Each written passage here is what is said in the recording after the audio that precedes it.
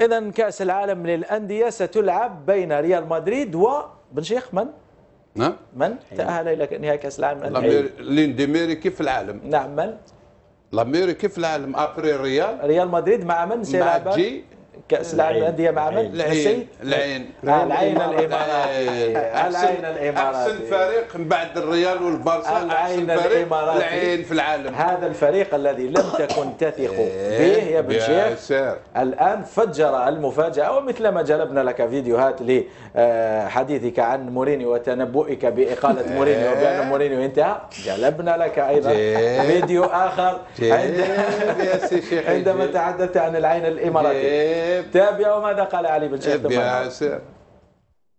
الريال كاشيما بونسكو راح تروح بالريفر بليت والريال. ريفر بليت الريال. بن شيخ كيف ريفر بليت الريال. لا تتوقع مفاجأة من العين الإماراتي؟ ما زلت لا تؤمن بالأندية الخليجية؟ خليها لك المفاجأة.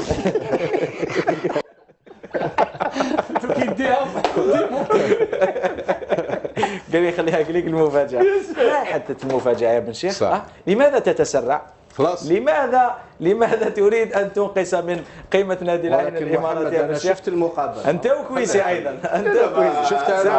ساعد اليك لا تدافع عنهما. لا تدافع عنهما، اتركهما في ورطه. تفضل. خلينا نجاوبوا. نعم استنى اسمع، ريفر بليت هادو يلعبوا ماتش سيريو مع هاد العين اللي تحبها انت، يلعبوا 200 ماتش تربحها 200 فوا.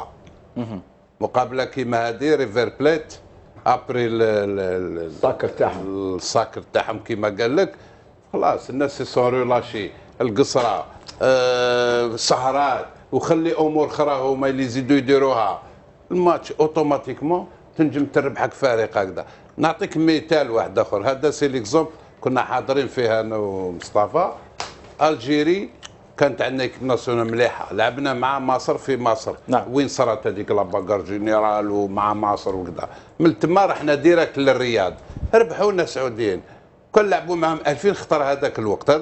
نعم. نربحوهم 2000 خطره، ولكن حنا دينا مع الوصره في الماتش الريلاشمون تو سا يدخل لك دون لو جو وين تنجم دير مفاجاه.